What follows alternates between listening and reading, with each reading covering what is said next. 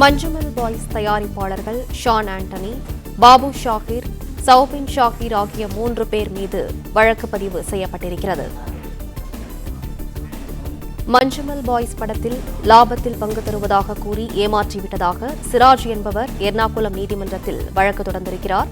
மேலும் விவரங்களோடு செய்தியாளர் சதாம் இணைப்பில் இருக்கிறார். சதாம், வணக்கம். விவரங்களை சொல்லலாம்.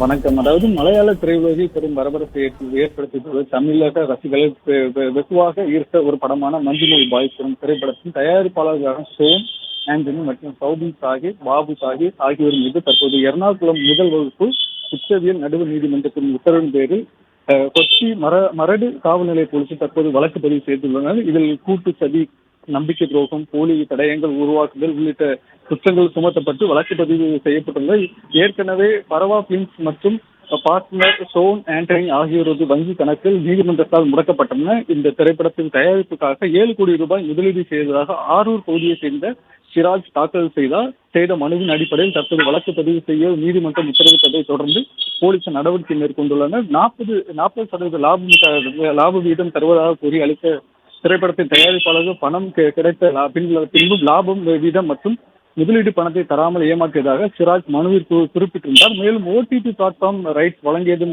மூலம் 20 கோடி ரூபாய்க்கு மேல் தயாரிப்பாளர்கள் எடுத்துக் கொண்டுள்ளதாகவும் குறிப்பிட்டுள்ளார்.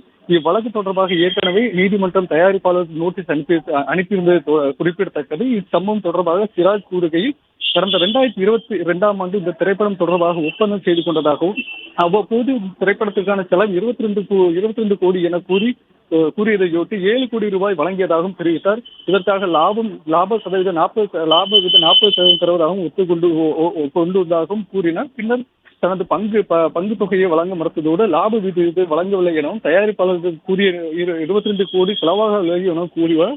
இந்த திரைப்படம் வெற்றி பெற்று கோடிக்கணக்கான ரூபாய் வருவாய் ஈட்டு நிலை இதுவரை கணக்கு விவரங்களை கூட தங்களிடம் தெரிவிக்கவில்லை என்றார். 1 மாதத்துக்கு முன்பு மனு தாக்கல் செய்த நிலையில் தங்களது வாதம் உண்மை என நீதிமன்றம் நம்பியதால் அதை தற்போது வழக்கு பதிவு செய்யப்பட்டுள்ளதாகவும் தற்போதைய நிலவரப்படி இந்த திரைப்படத்தின் மூலம் 209 கோடி ரூபாய் தயாரிப்பாளர்கள் ஈட்டியுள்ள நிலையில் தங்களுக்கான பணம் தராமல் ஏமாற்றியதோடு வேதனையோடு கூறினார். தனது பணத்தை முதலீடு செய்தும் தயாரிப்பாளர்கள் தனது பெயரை கூட குறிப்பிடவும் தற்போது வேதனையோடு தெரிவித்துள்ளார்.